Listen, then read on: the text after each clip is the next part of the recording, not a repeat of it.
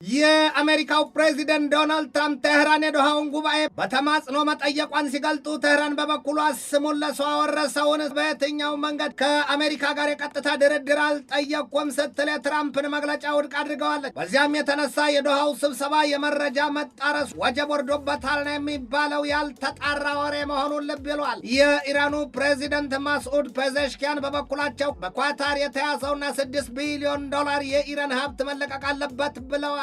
እስራኤልም በወገኗ ከኢራን ጋር አዲስ ጦርነት ሊከፈት ይችላል ብላለች። እስራኤል የጦር መሳሪያ ጥበቧ መራቀቁን ያስመሰከረችበትንም ብቃቷን የተለያዩ የጦር መሳሪያዎቿን በህዋ ላይ ለመገንባት ማቀዷ ተሰምቷል። ይህንኑ ርዕሰ ጉዳይ በዓለም አቀፉ ትንታኔ ዘገባችንም መርጠን ተመልክተነዋል። ከትንታኔ ዘገባው ጋር ትዕግስቱ በቀለ ነኝ። ከ17ኛው መቶ ክፍለ ዘመን አንስቶ የጠቢባን የአብርሆታቸው ምንጭ ልዩ ቡናና የቡና ጥበብ ነው። ታዲያ ይህን ቡና ለመቅመስ ጥበቡንም ለመማር ዝግጁ ኖት? አሃዱ ኮፊ አካዳሚ በአዲስ አበባ ትምህርትና ሥልጠና ቁጥጥር ባለሥልጣን ፈቃድ በማግኘት የረጅም ጊዜ ልምድ ባላቸው ባለሙያዎች በመታገዝ የተለያዩ የቡና አይነቶችን የመቅመስ ኮፊ ካፒንግ፣ የቡና ቆላል፣ ሮስቲንግ፣ ጣዕምን፣ ፍሬዎችን፣ ማዕዛንና አሲድነትን የመለየት ጥበብ በባሬስታና አግሮ ማርኬቲንግ ዘርፎች ሥልጠና ለመስጠት ዝግጅቱን አጠናቋል። የቡና ጥራትን ለመጠበቅ የቡና አፍቃሪዎች የተለያዩ ጣዕሞችን ለማወቅ እንዲሁም አምራቾች ምርቶቻቸውን ለማሻሻል እንዲችሉ የሚረዳውን ይህንን ሥልጠና በአሃዱ ኮፊ አካዳሚ በመሰልጠን ብቁ ባለሙያ ይሁኑ። የሥልጠና ቦታው በቦሌ ጃፓን ኤምባሲ ናይል ሶርስ ሕንፃ 3ኛ ወለል ላይ። ለበለጠ መረጃ በስልክ ቁጥር በ0961 88 82 22 ይደውሉልን። አሃዱ ኮፊ አካዳሚ።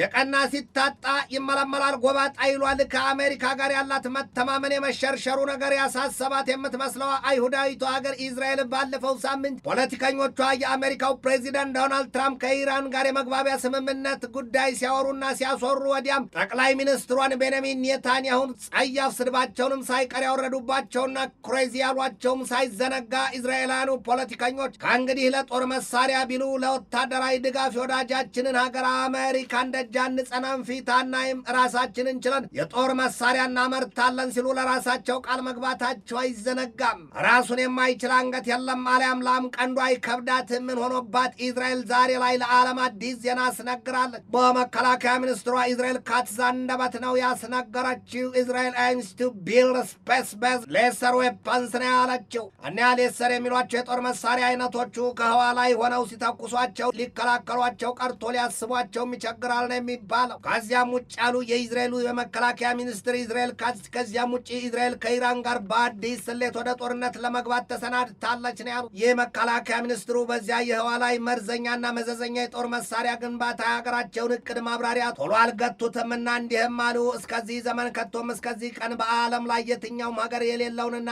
ያላቀደውን የህዋ ላይ ጥቃት ለመፈጸም የሚያስችለንን የጦር መሳሪያ እንገነባለን፣ በዚያም ከዓለም መሪዎች የተለየን እንሆናለን ብለዋል።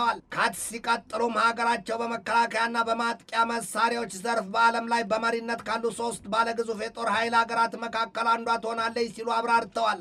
እስራኤል ያንን ከሰራችና ካጠናቀቀች በኋላም የጠላቶቿን የትኛውንም ኃይል ለማጥቃትና ለማውደም ያስችላታል። በማጠቃለያ ንግግራቸው አሉ ካትዝ ይህንን ከአጋር አባር ሀገራት ጋር ያለንን ግንኙነት እናጠናክራለን፣ ግን ደግሞ አንድ ነገር መዘንጋት የለበትም፣ እስራኤል ከኢራን ጋር ወደ አዲስ ጦርነት ልትገባ እንደምትችል ሲሉም ጠንቅቀዋል። የበላችሁ ያገሳታል፣ በላይ በላዩ ያጎርሳታል ይሏል። ኢራን ወደ እስራኤል ሚሳይል ብትተኩስ እስራኤል ባላት ጥበብና ኃይል ተጠቅማ ኢራንን ትመታታለች፣ ታዳሽቃታለች ነው ያሉት። በኢራንና በእስራኤል መካከል እንደ አዲስ ወደ ጦርነት የሚያስገቡ 2 ነገሮች አሉ። ምን ያሉት ካትዝ? አንደኛው በአሜሪካና በኢራን መካከል የተደረሰው ስምምነት የማይጸናና የሚጣስ ከሆነ፣ ሁለተኛው ደግሞ ኢራን በቀጥታ በእስራኤል ላይ ጥቃት ከሰነዘረች ያኔ ያሉ ካትዝ ያኔ የኔ ትዕዛዝና መመሪያ በእስራኤል በራሷ ብቻ የሚመራ ጦርነትን በኢራን ላይ ማወጅ ይሆናል ነው ያሉት። አንድ ነገር መዘንጋት የለበትም አሉ። ደግመውም ሰውየው እስራኤል የትራምፕን ጥረት ዝቅ አድርጋ አትመለከተውም፣ የዲፕሎማሲ ውጣ ውረዳቸውን ታከብራለች። ግን ደግሞ እስራኤል ራሷን የመከላከሏ ጉዳይ ለድርድር የሚቀርብና የማንንም ውሳኔ ቀርቶ ምክር የሚያስፈልግም የሚጠይቅም አይደለም ሲሉ ቁርጥ ያለውን የሀገራቸውን አቋም አሳይተዋል። ካትስ የእስራኤሉ የመከላከያ ሚኒስትር በዝርዝሩ ማብራሪያቸው ሀገራቸው በሊባኖስ በሶሪያና በጋዛ ሰርጥ የጸጥታ ኃይሏ ይኖራል። የሊባኖስ ጦር ኃይል ሂዝቦላን ለመምታትና ለማስወገድ ካለመም ሀገሬ እስራኤል ከፍተኛ ድጋፏን ታደርግለታለች ነው ያሉት። ድንጋዩን በድንጋይ አሊያም እርስ በርሱ ይሉትን ለማድረግ እስራኤል በሶሪያና በኢራቅ ካደፈጡት ኃይሎች ወዲህም ከሊባኖሱ ሂዝቦላና ከጋዛ ሰርጡ ሐማስ ስጋት አለባትና ለጥቃት የሚያጋልጣትን አንድም በር አትከፍትም ሲሉ አብራርተዋል። ኢራቅ በበኩሏ በምድሯ ያሉትንና በኢራን እንደሚደገፉ የሚነገርላቸውን ታጣቂ አንጃዎች እያሳደደችና እያዳነች እስከ አውሮፓውያኑ መስከረም 30 ቀን ድረስ ትጥቃቸውን ልታስፈታቸው የመጨረሻ ቀነ ገደብ አስቀምጣላቸዋለች። ይህንን የተናገሩት ደግሞ በዋሽንግተን የጉብኝት ዋዜማ ላይ ያሉት አዲሱ የኢራቁ ጠቅላይ ሚኒስትር አሊ አልራይዲ ናቸው። ኢራቅ በደርዘን የሚቆጠሩ በኢራን የሚደገፉ ታጣቂ ኃይሎች ያሉባት ሀገር ናት። እንደ አብነትም ዘ ፖፑላር ሞቢላይዜሽን ፎርስ ሲል ተጠቃሹ ነው። ኢራቅ ያንን ውሳኔ ተወስንና ታስፈጽም ዘንድ ደግሞ የስንግ ያዘቻት አሜሪካ እንደሆነች ይነገራል። በኢራቅ ሌሎቹ በኢራን የሚደገፉት ሁለቱ ኃይሎች ደግሞ የካታይብ ኢማም አሊና የአሳይብ አህል አልሐቅ መሆናቸው ተገልጧል ሲል የአሻር ቃላውሳት ዘገባ በስፋት ይተነትናል። አናዚያ አሁን በኢራቅ ያሉ ታጣቂ ኃይሎች በተባለው መልኩ ትጥቃቸው ፈተው ሰላም የሚያወርዱ ከሆነ እስራኤል አንደኛው ሳምባው ጋር ተነቀለላት እንደማለት ነው። ያለበለዚያ ደግሞ ታጣቂዎቹ ትጥቃን ፈታም ካሉ ኢራቅ የሊባኖስን ዕጣ ፈንታ ይደርሳታል ማለት ነው።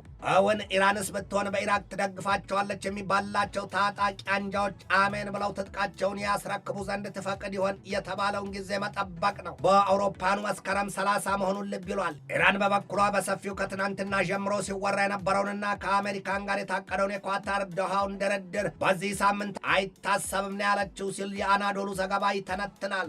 የኢራኑ ምክትል የውጭ ጉዳይ ሚኒስትር ካዘም ጋሪባባዲ በሰጡት ማብራሪያ በቴህራንና በዋሽንግተን መካከል ይደረጋል የተባለው የቴክኒክ ቡድኖች ስብሰባና ውይይት አይደረግም ነው ያሉት። ይሁንና አደራዳሪዎቹ ሀገራት የማማለድ ጥረታቸውን መቀጠላቸውን የተገለጠው ሰሞኑን በአሜሪካና በኢራን መካከል በአገረሸው የጥቃት አባዜ የተነሳ የተጀመረው የሆርሙዝ የውሃ ወሽመጥ የመርከቦች እንቅስቃሴ ዳግም ዝግ ማለቱ ሲነገር የአሜሪካው የውጭ ጉዳይ ሚኒስትር ማርኮ ሩቢዮም በፊናቸው ከኢራን ጋር የተደረሰው ስምምነት ላይ ሰምር ይችላል ማለታቸውን የሮው ስቶሪ ዘገባ ያትታል። አሜሪካና ኢራን በኳታር አደራዳሪነት ዶሃ ውስጥ ይወያያሉ የሚል መረጃ እርስ በርሱ የሚጣረስ ሆኗል። ኢራን በዚህ ሳምንት ምንም አይነት ድርድር ከአሜሪካ ጋር አላደርግም ስትል፣ አሜሪካን በበኩሏ ከኢራን ጋር በዶሃ ለድርድር መሰናዳቷንና እንዲያውም ከሁለቱም ሀገራት ተደራዳሪዎች ወደ ዶሃ መሄዳቸውን የምትገልጠው። ያም ቢሆን ግን ይላል የኒኦስ ኮዝሞስ ዘገባ፣ ያም ቢሆን ግን በሁለቱ ወገኖች መካከል ድርድሩ ስለመካሄዱ ይህንን ዘገባ እስካጠናቀርሁበት ጊዜ ድረስ የወጣ አስተማማኝና ተጨባጭ መረጃ አላገኘው።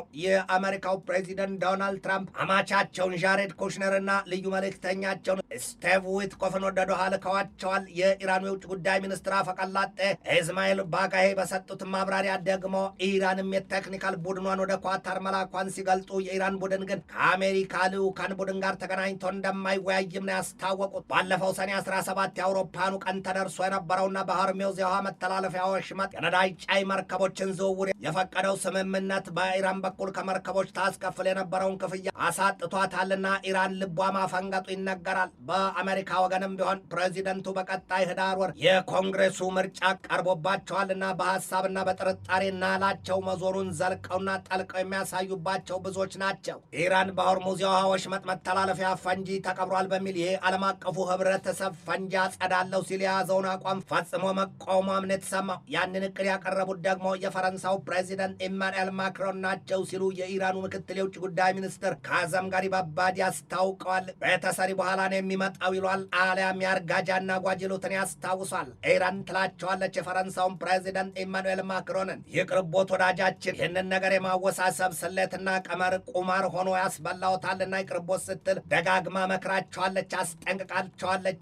ማክሮን የዚያን መሰል ዱለት የዶለቱት ደግሞ የኦማኑ ሱልጣን ሃይታም ቢን ታሪክ በፓሪስ ጉብኝት ባደረጉበት ወቅት ነው። አጸድቅ ብዬ ባዝላት ተንጠልጥላ ቀረችን። አሁን በዚያ የመካከለኛው ምስራቅ ቀጠና ነገሩ ሁሉ ተመሰቃቅሏል። እስራኤል አሜሪካና ኢራን በያዙት ስምምነት የለችበትም፣ ራሷን አጥብቃ አርቃለች፣ ማንን ይዞ ጉዞን ይሏል። አሜሪካ ደግሞ ላያገባት በገባችበት የዚያ የኢራን ድርድርና ስምምነት ይብሱን በሊባኖስ እስራኤል ከያዘችው ብርቱ ጥቃት ጋር ምስቅልቅሉ የወጣና ውልና ፍቺው የማይታወቅ ቋጠሮን አድርጎታል። ኢራንና ኦማን ደግሞ በጋራ ያዋቀሩት ኮሚቴ በሆርሙዝ የውሃ መተላለፊያ ወሽመጥ ጉዳይ የመጀመሪያ ስብሰባቸውን ማድረጋቸው ተነግሯል። ይህ ሆርሙዝ የውሃ መተላለፊያ ቀጭኑ ወሽመጥ በፋርስ ባህርና በኦማን ባህር መካከል የሚገኝ ስልታዊ የነዳጅ ጫኝ መርከቦች መተላለፊያ ስፍራ ነው። 20 በመቶ የዓለም የነዳጅ ዘይትና 25 በመቶ የተጣራ ፈሳሽ ጋዝም የሚተላለፈው በዚያው የሆርሙዝ የውሃ መተላለፊያ ወሽመጥ ነው። ያ ስፍራ የሆርሙዝ የውሃ መተላለፊያ ወሽመጥ ለእስያና ለአውሮፓ ሀገራት እንዲሁም ለአሜሪካም ጭምር እትብት ሆኖ የሚያገለግል እንደሆነ ግልጥ ነው። የሆርሙዝ የውሃ መተላለፊያ ወሽመጥ ኢራንን ከኦማን የሚለየው ስፍራ ነው። በኢራንና በአሜሪካ መካከል ተደርሷል የተባለውን ስምምነት አፍራሽ መልክ ያላቸው ክስተቶች ይታያሉ፣ ይሰማሉ ነው የሚባለው። የኢራኑ ፕሬዚደንት ማስዑድ ፔዜሽኪያን ዛሬ ማለዳ ላይ በሰጡት ማብራሪያ በኳታር ተይዞ የሚገኘው $6 ቢሊዮን የሚገመት ሀብታችን ይለቀቅልን ሲሉ ጥሪ አቅርበዋል፣ ጠይቀዋል። የአሜሪካ ሹማምንት ምክትል ፕሬዚደንቱ ጄዲ ቫንስና የውጭ ጉዳይ ሚኒስትሩ ማርኮ ሩቢዮ ደግሞ ባለፈው ሳምንት ኢራን ምንም 74 ሳንቲም በማንም የተያዘባት ሀብት የላትም፣ ካለም እንኳን ኢራን የአሜሪካን አኩሪ አተር ሸምታ የተራቡባትን ዜጎቿን ታጠግብበታለች ማለታቸው አይዘነጋም። ጦር ከጦር ይቀድማልን ያስታውሷል። ኢራን በዚያ መሰል ግዙፍ ጦርነት ውስጥ ሳለች እንኳ ዜጎቿ መራባቸውን የሚገልጥ ዜና ተነግሮባት አያውቅም ይሏታል። እናም ኢራን የምን አኩሪ አተር ነው ከአሜሪካ የምገዛው የምፈልገው ገንዘቤን ነው ስትል የጸና አቋሟን ታሳያለች። ኢራን ከራሷ ተርፎም በዚህ ወቅት አስከፊ የርዕደ መሬት አደጋ ለመታት ቬኔዙዌላ እርዳታ ለመስጠት መዘጋጀቷን መናገሩ አይዘነጋም። ይህ ደግሞ አቡን ቄስ ናቸው ወይ ቢሉት ታርፎት ያቀስሳል አለው ይሉትን ያስታውሱበታል። የኢራኑ ፕሬዚደንት ማስዑድ ፔዜሽኪያን ኳታርን ነው የጠየቋት። ያሽብንን $6 ቢሊዮን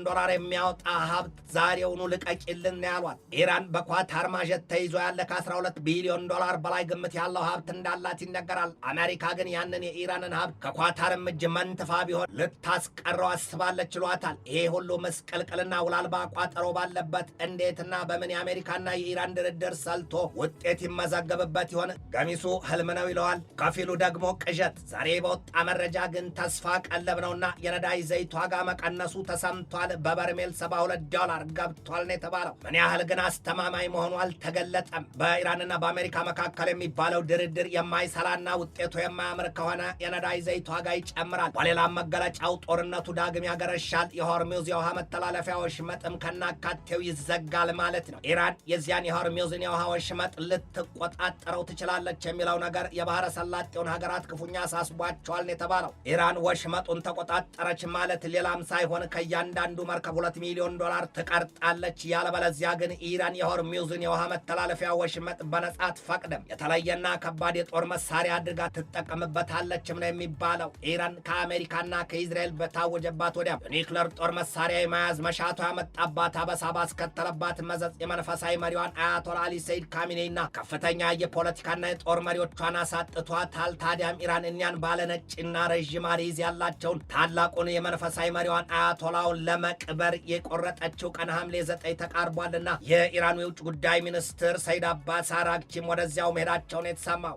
አራግቺ የተጓዙት ወደ ኢራኗ ናጃፍ የሄዱት ትናንት ሲሆን አያቶላው በክብር የሚቀበሩባት ደግሞ በቆም ነው። ይህንን ሁሉ ጉዳጉድ የያዘው የመካከለኛው ምስራቅ ቀጠና ምድር ይብሱን ወደ አስከፊና አደገኛ አዝማሚያ እያመራ ወዲያም የተቀረውን የዓለም ክፍል እያነካካ እያሳዘነም እያስቆጣም ነው። የማታ ቆሻሻ ከመርካቶ የማነካካቱ ይሏል አባው። ትንታኔ ዘገባውን ስናዘጋጅ በዋቢነት ሮው ስቶሪን፣ ካልካሊስትን፣ ታይምስ ኦፍ እስራኤልን፣ ፎክስ ኒውስን፣ አፓን፣ ጋልፍ ኒውስን፣ ኢንዲያ ቱዴይን፣ ዘ ኢኮኖሚስት ታይምስን፣ አዘር ኒውስን፣ ኢልናን፣ ሂንዱስታን ታይምስ እና ሞርኒንግ ስታርን ተጠቅመናል።